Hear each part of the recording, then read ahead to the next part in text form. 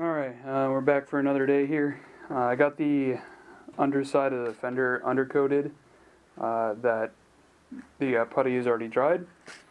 So today I'm going to be welding the fenders on, and to do that we're first going to have to shape them up a little bit to make them fit just right. The front panel is in the right position. As you can see, once again, the fender is just sitting on there. It's not bolted down or anything, and the lineup is pretty good along the fender there. Now I am having a little bit of an issue up here to get this corner up here lined up. So what I'm going to go ahead and do is I'm going to tilt the fender up just like this to get it to sit flush down here. And as you can see, it lines up a lot better that way. I'm going to go ahead and see that hole there where I've already drilled it out. I'm going to go ahead and throw a plug weld in there, and then that'll hold that in position there while I go ahead and bend the fender the rest of the way down to bring it back in alignment with the body. And that'll help me shape it up a little bit without pounding on it or doing anything or creating any hard creases on accident.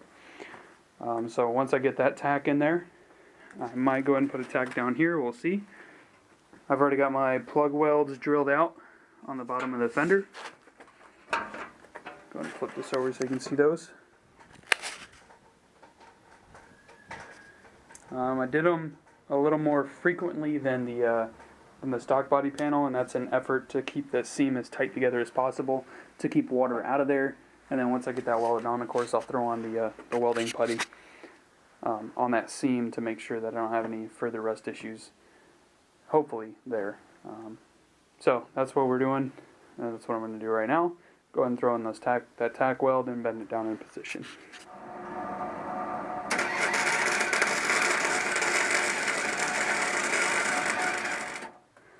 Okay, so I've got that plug weld in the top right corner there. I made sure that this was sitting flush over here before I went ahead and welded that on in place. And now that I got that weld up there, I can go ahead and bend this down into position. I'm going to go ahead and clamp it down, drill out some new plug weld holes, go ahead and basically tack it down into position. Alright, so I've got my plug weld holes ready to go. I'm going to go ahead and fill those in, and then I'll be able to take the clamps off. I am going to put more plug welds more frequently in between these, but I'm just doing this once again to get the body panel on and in position. Once I get those on, I go ahead and move on to the front to get the front in place. And basically what I'm trying to do is I'm trying to work back to front, back and forth. That way I get the panel in exactly where I want it, and I get everything lined up the way I want it. So I'm going to go ahead and fill in those plug welds, and then I'll move on to the front.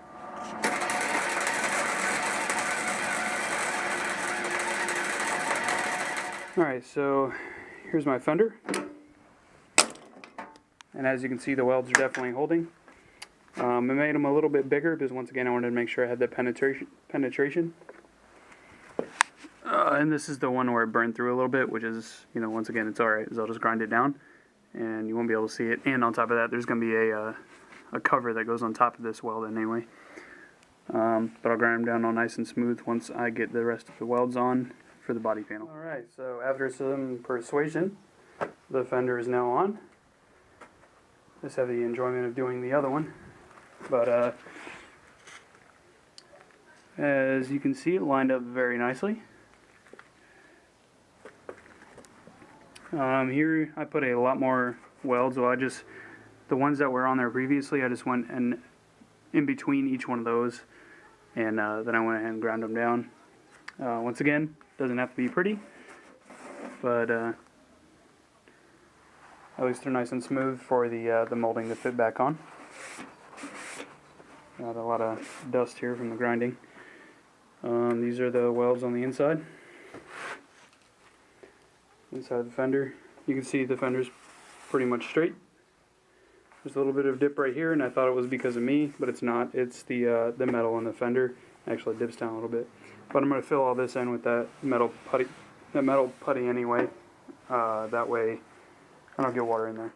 Alright, another day to close. This time I actually feel a little more accomplished at the end of the day. And I got to clean my garage, as you can see. I can actually walk in here now. My shelf is still a mess, but that's okay. Alright, so I started putting some tape and stuff on to get ready to get the car ready for paint. I also noticed that there was a dent.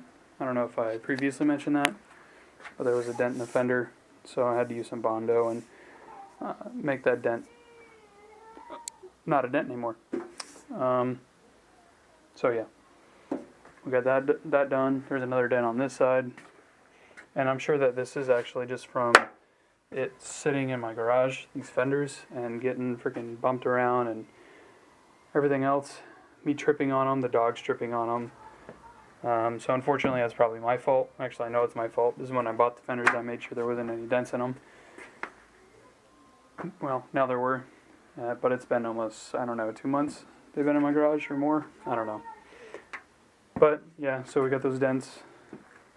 But as soon as the seam sealer stuff here, as soon as that stuff dries, and it's going to take about 24 hours to dry before I really feel comfortable painting it. But it's probably going to be a couple more days, because I think I work a few days. I might be off another day. So I'm going to get that Bondo on the other side prepped and ready like this one is, and sand down this primer here, sand down all the edges where I got a little extra of that putty on there, and then prime it and paint it. I'm contemplating getting a fiberglass hood. Let me know your thoughts on that. The reason being is because there's some rust on the hood, and I don't know if I want to fix it or just buy a fiberglass hood, because those things are cheap. I know they're a little more flimsy, but I can just put I can just put hood pins in the back and then use the same spring on the front for it to lock down like a normal hood.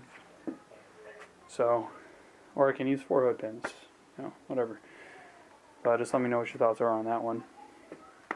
So I haven't completely decided whether I'm for or against that. But yeah, there we are. Let me go and close the hood so you can see that everything's lined up nicely. I don't have the hood fully bolted down on the back yet. But we can check the gaps here. Let me get out of the light. You can see, I don't know. The gap is consistent from the top all the way down. And then on this side, it's the same size as the other side, and it's consistent once again from the top all the way down. In the back, the hood actually has a little more of a gap on this side than the other side, but not a real big deal because, like I said, the hood's not fully bolted down yet. The only thing I saw was the hood right here sits significantly higher. Well, not significantly, but sits slightly higher than the scuttle panel. If I push down on it, it goes even, so I might just do a little bit of shaping once I get it bolted and just push down on it in the middle a little bit on either side and bring this a little more flush with that scuttle panel. But yeah, it actually looks like a car again, and I can walk in my garage. I'm not sure which is more exciting. Yes, I do, but anyway. Once again, thanks for joining me. Thanks for the comments. Please comment on the fiberglass hood, because I haven't fully decided yet if I want to do it or not. So help me with that decision. If you have any horror stories, or if you think they look good, look bad, if you think they're a good idea for as far as rust prevention, because you don't have to worry about them rusting at least. I know they're going to be. I know they can be a pain to sand down to get a nice finish on for the paint. But I think that's pretty much it. So, like I said, comment on that.